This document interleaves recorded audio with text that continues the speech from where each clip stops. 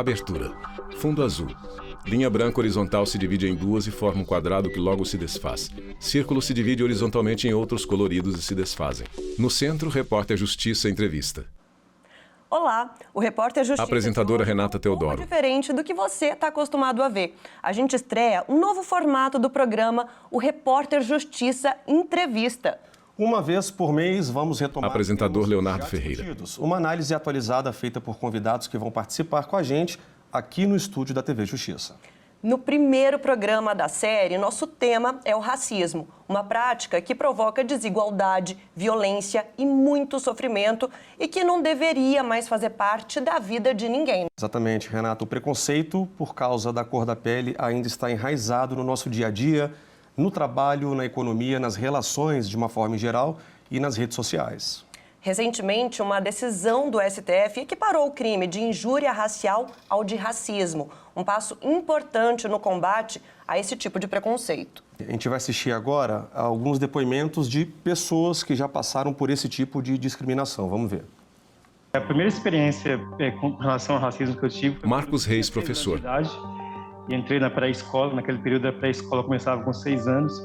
E um colega da turma se recusou a entrar na sala porque eu estava lá. Então não precisa chorar quando te chamar de O menino cocô. está deitado. Você não é um cocô. Mamãe, tu não vai dar pra comer? É cor de cocô, porque cocô é marrom. Filho, não é isso. Esses meninos que ficam falando isso com você na escola são chatos. O vídeo foi gravado pela mãe do menino que estava visivelmente abalado depois de ser vítima de racismo pelos colegas da escola. Ele chora e pergunta se um dia vai ficar branco. Foi uma coisa tão forte que eu tentei me acalmar. Claudete Alfonso, estilista. Ele chorou para dentro, para ele não perceber que eu estava chorando, e tentei me controlar para falar com ele. Então, assim, é inexplicável o que eu sentia. Não tem nome para dar. Quando a alma é ferida, o corpo dá sinais. Logo em seguida, ele já começou a ficar com febre. Ele já começou a vomitar. Então, assim, eu acho que foi tão forte, né, o que ele estava sentindo naquele momento, que emocionalmente ele acabou ficando doente. E eu tive que me segurar, ser forte para cuidar dele ali, acalmar ele. E o nosso primeiro assunto é o racismo nas escolas, uma dura realidade vivida desde muito cedo por muitas crianças e que pode ter reflexos graves na autoestima, no aprendizado, no comportamento, entre outros vários problemas, né, Léo? Bom, nossos convidados do Repórter Justiça Entrevista são Patrícia Guimarães, conselheira e vice-presidente da Comissão de Igualdade Racial da OAB aqui do DF, e Fernando Nascimento, advogado, professor e pesquisador em Direitos Humanos e Cidadania da UNB. Obrigado pela companhia de vocês, pela presença. Eu queria começar essa nossa conversa usando como exemplo o vídeo aqui, uma criança que sofreu racismo na escola. Qual que é o impacto na vida de uma criança que passa por esse tipo de situação? Olha, é uma situação extremamente chata. Até me comoveu, também sou mãe, de ver uma criança que, primeiro, tem o primeiro choque. Patrícia Guimarães, vice-presidente da Comissão de Igualdade Racial da OAB-DF. Que as crianças viram ele de forma diferente. E, infelizmente, na escola é quando a gente descobre realmente a cor da nossa pele, quando algumas crianças evitam o contato, evitam brincar. E o impacto disso na vida dele, se não tendo um acompanhamento psicológico que essa criança vai precisar para entender e se identificar dentro da personalidade negra, é muito grande. Porque ela passa a negar a cor da pele dela, ela passa a se esconder dos colegas, ela passa a não querer ir mais para a escola. A gente tem aí comprovado, né, alguns alunos que deixam de ir para a escola porque sofrem racismo. Professor, pegando como gancho tudo que a doutora acabou de dizer, o que fazer para combater o racismo dentro das escolas? A principal estratégia é trabalhar com... Fernando Nascimento, advogado. A formação dos professores e tentar desenvolver uma política educacional que, de fato, mostrem para aquelas crianças a necessidade de igual respeito e consideração em relação ao outro. Isso é uma estratégia extremamente difícil, porque envolve um trabalho em rede dos professores, da direção da escola e do poder público. É um assunto complexo, né? Porque tratando da questão da escola, esse racismo que a gente está falando, ele é praticado por outra criança. Existe algum instrumento legal para tratar disso, já que são crianças? A gente tem que tomar 2 cuidados. Primeiro, não uma ação meramente punitiva, que nós temos duas dimensões. Primeiro que uma criança ou uma adolescente, no âmbito escolar, ela pode praticar uma ofensa racial em relação a outra criança. Isso, tecnicamente, é considerado como um ato infracional, análogo a crime, injúria racial, por exemplo. A pergunta é o que fazer para combater esse tipo de prática. Então, a gente tem uma postura mais pedagógica, que precisa ser enfrentada, e digo até priorizada no âmbito escolar, e eventualmente para casos mais graves a gente tem uma série de medidas no próprio Estatuto da Criança e do Adolescente, mas com destaque para criança até 12 anos, as medidas são de atendimento, preventivas, e se eventualmente alguma dessas ofensas forem praticadas por adolescentes, aí já tem medidas mais incisivas, que são as medidas socioeducativas, que também estão previstas no Estatuto da Criança e do Adolescente. No Paraná, em um evento cívico, crianças negras foram retratadas como escravos, acorrentadas nos pulsos e tornozelos. Estamos em uma escola da rede pública do Recanto das Emas, no Distrito Federal. Vista a minha cor, sinta a minha dor, é o nome da peça apresentada por esses alunos, entre 13 e 14 anos. Uma das cenas é uma entrevista de emprego, onde a cor da pele é o critério. O intuito daquela cena... Walter Nascimento, estudante. Reclamar piadas, entre aspas. Sempre tem aquele sentido de que uma pessoa fala algo racista e a pessoa, é só piada, não tem nada demais, você não sabe nem levar algo para o lado engraçado, sendo que isso pode machucar alguém de verdade. Eu acho muito interessante essa... Maria Eduarda Reis, estudante. Conscientização dos outros, né? Porque é aquele negócio de não faça com os outros o que você não gostaria que fizesse com você. Então a gente vai fazendo a peça e as pessoas vão visualizando como é você ser desprezado, humilhado, que aí machuca o preconceito. A gente viu aqui na última reportagem o exemplo de uma escola aqui do Distrito Federal que os alunos promovem ali uma peça de teatro, né? Trazendo a questão do racismo. A gente sabe que a escola tem esse papel muito importante, mas me parece que não são todas as escolas que assumem esse compromisso, né? Porque é importante que as escolas entendam, né, o papel de conscientizar esses alunos. Como é que vocês observam isso? Ainda há muito para a gente avançar nesse sentido? As escolas, elas precisam, principalmente na rede pública, onde a gente sabe que a maioria... Patrícia Guimarães, vice-presidente da Comissão de Igualdade Racial da OAB-DF. O empoderamento das meninas negras é muito importante com relação aos seus cabelos, mostrar e retratar para os alunos o que realmente é racismo, o que não pode, o respeito para com o próximo de um modo geral e, né, com ênfase nessa questão do racismo. Esse trabalho não é feito dentro da didática escolar, infelizmente. Professor, quanto mais cedo se debate isso nas escolas, maior a chance da gente ter um jovem, um adulto consciente, né? Sim, com certeza, até porque o racismo é cultural. Ele está enraizado em toda a sociedade e todos reproduzem esse modo de pensar racializado. Então é importante cada vez mais ter Fernando Nascimento, advogado. Família e, sobretudo, nas escolas, que é o momento, o local onde as pessoas passam grande parte da sua vida. E uma parte importante da sua vida, que é a formação da sua personalidade, da sua formação enquanto cidadão. Então, introduzir essa formação sobre essa questão racial na grade curricular, desde cedo, é extremamente importante. O Estatuto da Igualdade Racial já dá a solução para isso. É introduzir no currículo, durante todo o ano, durante todas as etapas da vida escolar, essa questão do racismo. Professor, é muito interessante isso que o senhor falou, porque durante essa nossa reportagem, o que me chamou muito a atenção foi o que a doutora também citou, que é a falta de representatividade dentro das escolas da figura negra. Não se tem, não se fala. Então, só é comemorado em datas, então realmente tem que ter essa presença desde cedo até durante todo o período escolar, não só escolar, mesmo depois, né? Sim, e os espaços de poder, não só nas escolas, mas em todos os âmbitos sociais, mas especificamente nas escolas, é preciso a gente pensar que onde está o negro na coordenação da atividade escolar? Onde está o negro na direção da atividade escolar? Onde está aquele que conhece das suas dores e que poderia contribuir até mesmo na construção dos projetos pedagógicos das escolas. Geralmente não está lá. São diretores brancos, diretoras brancas, e não há nenhum problema a pessoa ser branca e ser antirracista e contribuir com o combate ao racismo. A questão toda é, onde estão os negros? Professor, aproveitando o que você acabou de dizer, muito se fala hoje que não basta você não ser racista, é preciso ser antirracista, né? Exatamente, e isso só acontece quando você toma consciência da realidade e, sobretudo, dos privilégios que as pessoas brancas têm na sociedade. A brancura, ou a branquidade, ou a branquitude, como falam por aí, é exatamente essa falta de percepção de quão é fácil ser branco na sociedade brasileira e quão é difícil ser negro na sociedade brasileira.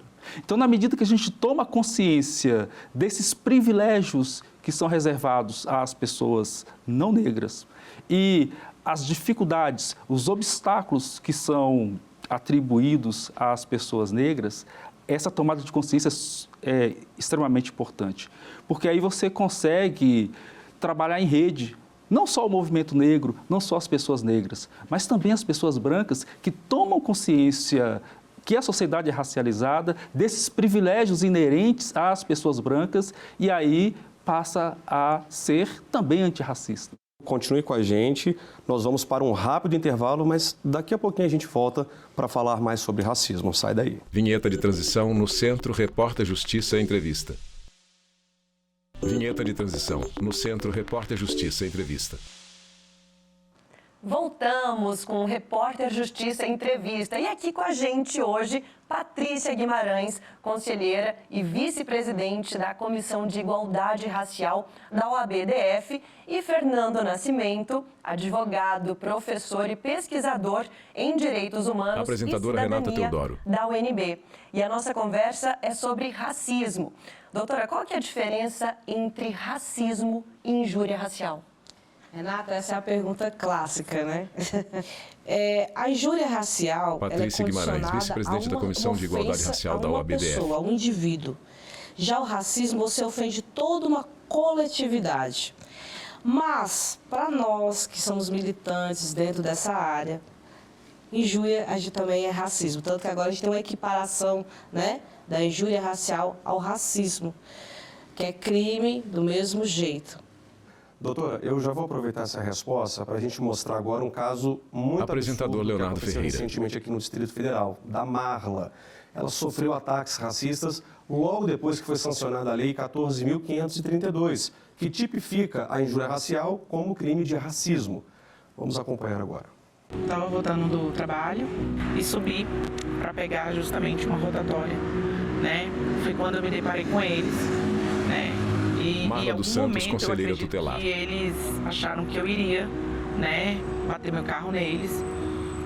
E aí, quando eu consegui parar o carro, eu fui questioná-los para saber, porque eu, dentro do carro, comecei a ouvir algumas coisas.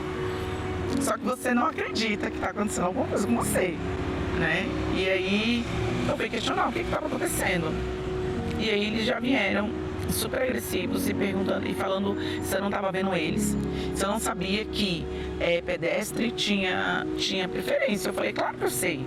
Eram dois homens brancos, bêbados e racistas. Marla estava sozinha. Os xingamentos continuaram. Desculpa. Marla tem cabelos longos e frisados. Ela enxuga as lágrimas. Por que você está chorando agora? Porque eu tô cansada. Marla está cabisbaixa. Tô muito cansada. Pois é depoimento difícil de assistir, quase que inacreditável. Professor Fernando, na prática, o que é que significa essa nova lei? Com a nova lei, a Fernando tendência Nascimento, é esse combate advogado. ser mais efetivo, por duas razões óbvias, e tem outras, mas não dá tempo da gente abordar todas. Primeiro, aumenta o crime que antes era de 1 a 3 anos para injúria racial, agora passa de 2 a 5, com algumas possibilidades de aumento de pena, inclusive. Qual que é o efeito prático disso? Já não é mais possível acordos que se faziam no juizado especial e que levavam à impunidade. Além disso, você tem a possibilidade, com os aumentos de pena, você aplicar uma pena efetiva para as pessoas, por exemplo, que praticam racismo como brincadeira, no espetáculo teatral. Então, hoje eu diria que a nova lei traz um arcabouço legal mais eficaz para que juízes possam aplicar a lei de racismo e, de fato, contribuir para o combate a essa prática abominável que ainda reina na sociedade brasileira. Nós mostramos, professor, inclusive, que antes da lei, os casos de injúria racial eram muito maiores do que de racismo, né? Ou seja, essa lei vem justamente para poder reafirmar que a gente está caminhando para tolerância zero, né? Sim, e não dá margem, a lei hoje não dá margem para uma prática que era muito comum no judiciário, inclusive, de desqualificar ou, no termo jurídico, desclassificar. Então, mesmo que o indivíduo praticasse uma conduta de racismo, que estava previsto na lei de racismo como um crime de pena maior, desclassificava para injúria racial. E mesmo nos casos de injúria racial, desclassificava para injúria simples, que não dava nada. Então, a lei hoje, ela veda, ela bloqueia esse tipo de postura. Eu acho que é um instrumento extremamente importante para o combate ao racismo na atualidade. Professor, quem é vítima de racismo, o que tem que fazer? Que providência tomar? Olha, primeiramente, ela precisa saber que ela não está sozinha. A vítima de racismo, ela tem um aparato, não só dos movimentos sociais, mas ela tem um aparato institucional para lutar por ela e para ver o agressor responsabilizado. O segundo ponto é registrar a ocorrência, é procurar a Polícia Militar, procurar a delegacia de polícia, dependendo do momento em que ocorrer a infração, mas, sobretudo, não deixar de procurar as autoridades. Porque o Ministério Público, que é o titular da ação penal, legítimo para ajuizar essa ação penal, se houver elementos suficientes, pode ter certeza que o Ministério Público não se furtará do seu mistério e vai ajuizar a ação penal, vai oferecer a denúncia e a tendência é termos aí a responsabilização, sobretudo com a nova lei. A gente vê pelo mundo inteiro inúmeras manifestações racistas nos estádios de futebol e no Brasil não é diferente, né, Léo? Eu vou comentar sobre isso agora porque realmente com muita frequência a gente vê principalmente estádio de futebol, né, onde os atletas negros sofrem ofensas, xingamentos e em algumas ocasiões atitudes até mais duras, né? Professor, a nova lei protege também os atletas? De que forma? A nova lei, ela combate todos que são vítimas de racismo. E no âmbito das atividades esportivas, a lei vem endurecer essas práticas que vinham sendo recorrentes nos estádios de futebol no Brasil e no mundo. Então as pessoas precisam compreender que hoje em dia você chamar um jogador de macaco ou qualquer outra expressão ofensiva de cunho racial, ela poderá ser responsabilizada com a pena, inclusive, mais grave e sem possibilidade daqueles benefícios da lei do juizado especial. Professor, a gente preparou, inclusive, uma reportagem agora sobre esse assunto. Vamos assistir. Uma vez eu jogando... Rayane Silva, futsal, atleta. A gente foi no jogo e a galera começou a me chamar de macaco, dizendo que eu tinha que sair dali, que lá não era meu lugar. Começou a fazer barulho de macaco. E naquele tempo era uma situação que me deixava muito triste. Uma vez estava também jogando campo, eu machuquei, sofri uma falta e entraram os maqueiros para me tirar do campo e a torcida começou a falar: joga na senzala, joga na senzala. Então foram algumas situações bem tristes.